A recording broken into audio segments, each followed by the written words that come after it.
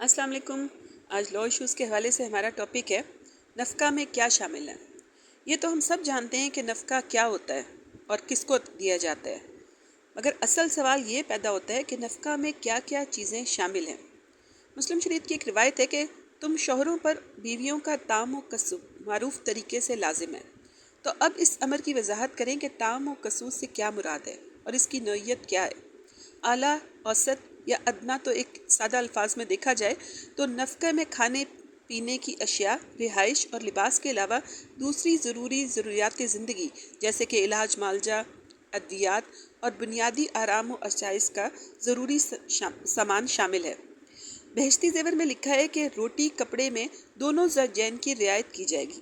اگر دونوں مالدار ہوں تو امیروں کی طرح کا کھانا کپڑا ملے گا، اور اگر دونوں غریب ہوں تو غریبوں کی طرح، اور اگر مرد غریب ہو اور عورت امیر ہو یا عورت غریب ہو اور مرد امیر تو ایسا روٹی کپڑا دیوے کہ امیری سے کم ہو اور غریبی سے بڑھا ہوا ہو۔ اور اگر عورت بیمار ہے تو گھر کا کاروبار یعنی کام کاج نہیں کر سکتی، یا ایسے بڑے گھر سے آئی ہے کہ اپنے ہاتھ سے پیسنے، کوٹنے، پکانے کھانے کا کام نہیں کرتی بلکہ عجیب سمجھتی ہے، یعنی وہاں کے عرف میں لوگ اس کو ہلکی بات سمجھتے ہیں، تو پکا پکایا کھانا دیا جائے گا۔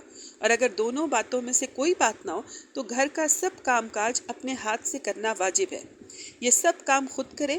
مرد کے ذمے فقط اتنا ہے کہ چولہا، چکی، کچا اناج، لکڑی، کھانے پینے کے برتن وغیرہ لا دے، وہ اپنے ہاتھ سے پکائے اور کھائے۔ بہشتی زیور صفحہ 32 حصہ 4۔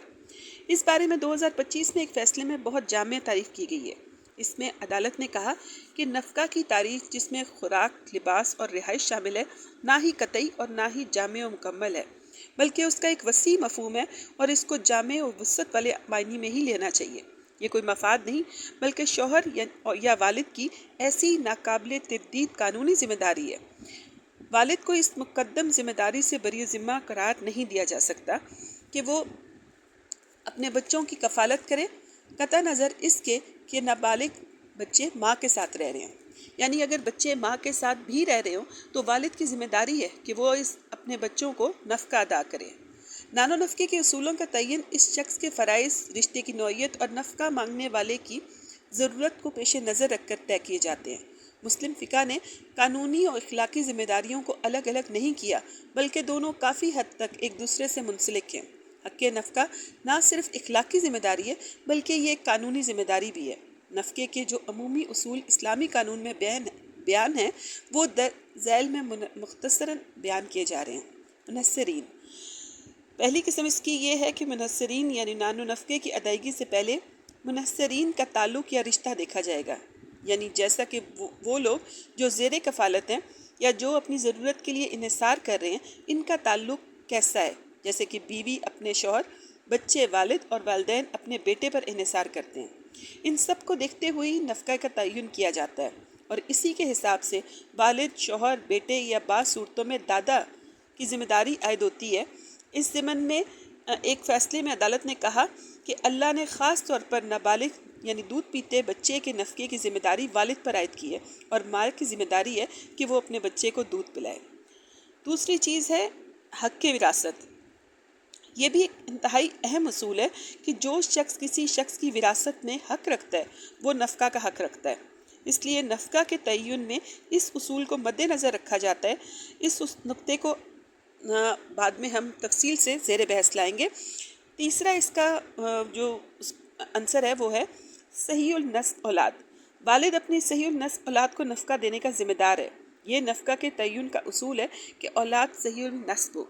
مجموعہ قوانین اسلام میں جسٹس ڈاکٹر تنزیل الرحمان نے کہا باپ صرف صحیح النسب اولاد کے نفقے کا ذمہ دار ہوگا۔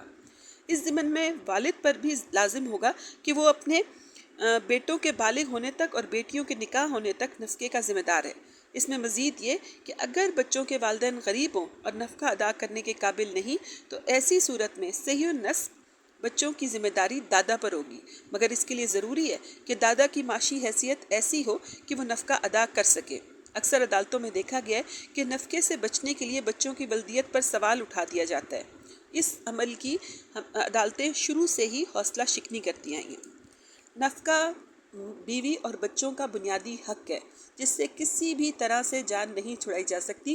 جس دن سے شادی ہوتی ہے بیوی اسی دن سے نکاح کے بعد سے اپنے شوہر سے نفقہ وصول کرنے کی حقدار ہو جاتی ہے، اور اولاد جب پیدا ہوتی ہے اسی دن سے وہ والد سے نفقہ وصول کرنے کے حقدار ہوتے ہیں، جب تک کہ بیٹی کی شادی نہ ہو جائے یا بیٹے بالغ نہ ہو جائیں۔ جزاک اللہ خیرہ۔